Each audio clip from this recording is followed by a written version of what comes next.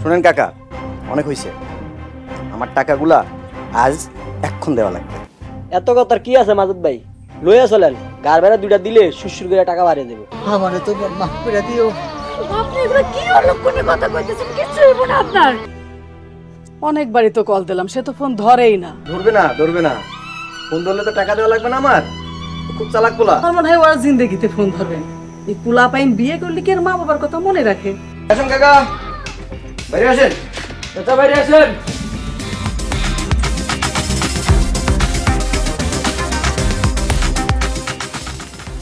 মাজেদ মিয়া, এত মানুষ কি হইছে?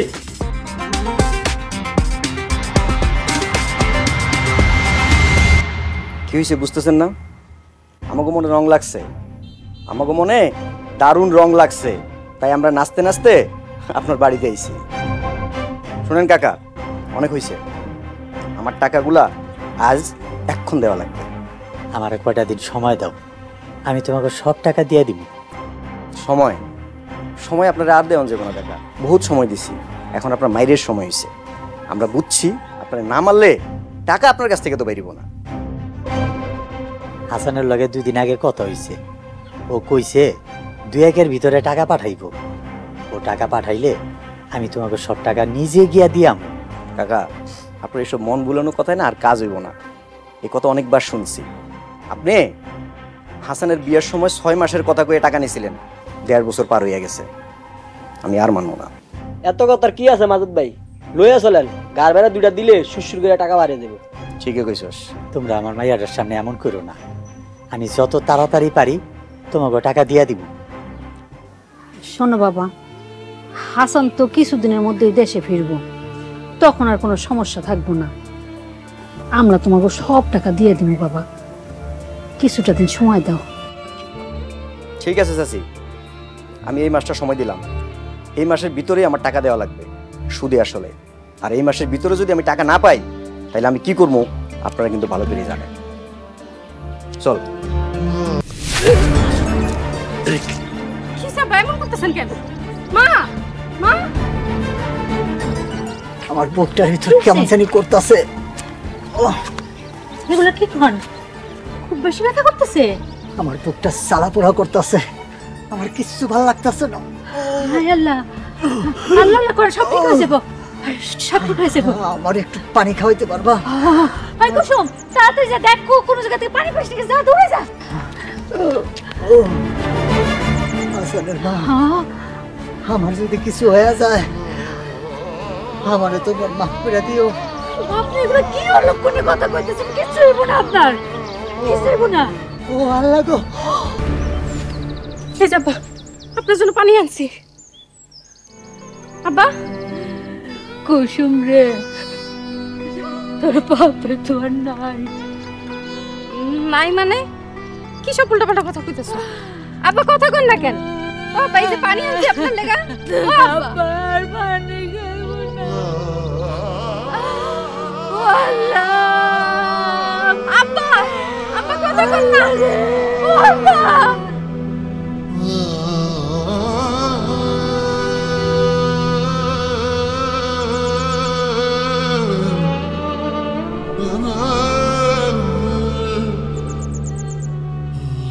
অনেকবারই তো কল দিলাম, সে তো ফোন ধরেই না।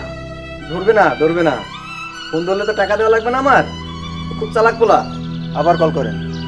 চেয়ারম্যান সাহেব, আমার টাকা না পাইলে কিন্তু আমি এই লাশ কবর দিতে দেবো না।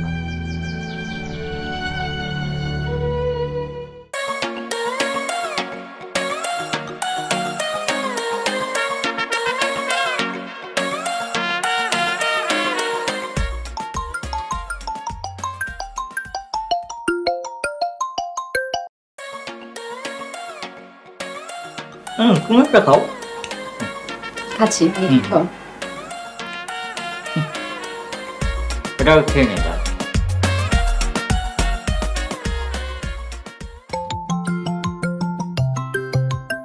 কি আশ্চর্য! আহা, দেখতেছে যে কল কেটে দিতেছি, তারপরও বারবার কল দিয়েই যাচ্ছে। তোমাকে কতবার বললাম ফোনটা অফ করে রাখতে? ফোনটা অফ করে রাখলে তো সব ঝামেলা শেষ হয়ে যায়। দাঁড়াও, অফ করে দিই। থেকে আবার। অফ করো। বন্ধ করে দিছি।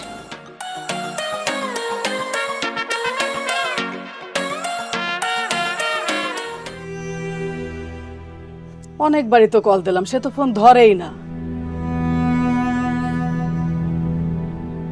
আমার মনে হয় ওরা জিন্দেগিতে ফোন ধরবেন। এই পোলা পাইন বিয়ে করলে কি আর মা বাবার কথা মনে রাখে? চেয়ারম্যান সাহেব, আমি কিচ্ছু জানি না। আপনি যেহেতু আইছেন, আমার টাকা আদায় করে দেন। আর আমার টাকা আদায় না হইলে এই লাশ কেউ কবর দিতে পারবো না। বাবারে, আমরা আর কটা দিন সময় দাও, আমি যেমনে পারি তোমাকে সব টাকা শোধ করে দেব। এতদিন যাবৎ এসব কথা শুনে আইতেছি, এখন আর শুনতে চাই না। যা হওয়ার আজকেই হইব। দেখো মাজেদ, এতগুলো টাকা আপনারা কই থেকে দিব? মাজেদ মিয়া, টাকাগুলো মাফ করে দাও। এটা তো সম্ভব না চেয়ারম্যান সাহেব। টাকা না দিতে পারলে এই লাশের কিডনি, কঙ্কাল, চোখ, হাড্ডি গুড্ডি সব বেশি আমি টাকা উসুল করুন। আপনারা আমার আব্বার এলো এই ধরনের কথা কইেন না। হাম করে আর কয়টা দিন সময় দেন। টাকা জোগাড় করতে না পারলে দরকার হয় আমগো কিডনি বিক্রি করে আপনাকে টাকা পরিশোধ করে দিব। মাজেদ মিয়া, এতক্ষণ তোমার অনেক কথাই শুনছি, এখন তুমি আমার কথা শোনো। ঠিক আছে চেয়ারম্যান সাহেব, বলেন। মৃতদেহ যতক্ষণ মাটির উপর থাকবো ততক্ষণই তার আত্মকষ্ট পাইব। যত তাড়াতাড়ি সম্ভব তার মাটি দেওয়ার ব্যবস্থা করি। তোমাকে 6 মাসের সময় দেওয়া হইলো, 6 মাসের মধ্যে এই মাজেদ মিয়ার টাকা পরিশোধ করবা। চেয়ারম্যান সাহেব, আর যদি 6 মাসের মধ্যে টাকা পরিশোধ করতে না পারে, তাইলে ওই ভিটা বাড়ি যা আছে সব তোমার নামে দিয়ে দেবো। আর হাগু দলিলপত্র সব আমার কাছে থাকবো। 6 মাস পর আইসা দলিলপত্র আমার তো বুঝা নিবা। ঠিক আছে চেয়ারম্যান সাহেব, আপনি যখন কইলেন আমার আর কোনো কথা নাই। চলো লাশটা দাফন ব্যবস্থা করি। ঠিক আছে, আয়।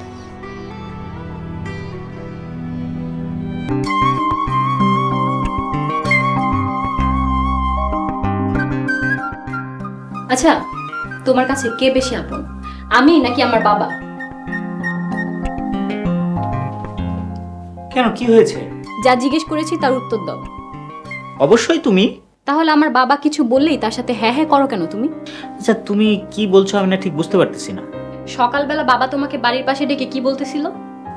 আরে তেমন কিছু না, এমনি ডাকছিল। দেখো, আমাকে না মিথ্যা বলার চেষ্টা করো না, আমি সব শুনছি। আহা, এমনিই ডাকছিল, ডেকে বলতেছিল যে এতদিন পরে বিদেশ থেকে আসলাম, একটু নিজের বাড়ি থেকে যেন ঘুরে আসি। তুমি কি বলছো? আমি আবার কি বলবো, আমি বলছি যে তুমি যখন যাবে তখন তোমাকে নিয়ে একসাথে যাব। কেন, এখানে কি তোমার কোনো কিছুর অভাব হচ্ছে? আমি কি তোমাকে আদর যত্ন কম করতেছি যে তুমি বাড়ি যাওয়ার জন্য ব্যস্ত হয়ে গেছো? আহা, আমি আবার কখন বললাম যে আমি বাড়ি যাওয়ার জন্য ব্যস্ত হয়ে গেছি? হ্যাঁ, আর তুমি না গেলে আমি একা একা গিয়ে কি করব? আমি জানি তুমি আমাকে অনেক ভালোবাসো। আচ্ছা দেখো তো, একটু ভাবো, আমি যে তোমার জন্য এত কিছু করতেছি, এগুলো কি আমি আমার একার জন্য করতেছি? আমি তোমার জন্য করতেছি না বলো? যাতে তোমার ভালো হয়, যাতে আমাদের ভালো হয়। হ্যাঁ, আমি তো সেটা জানি যে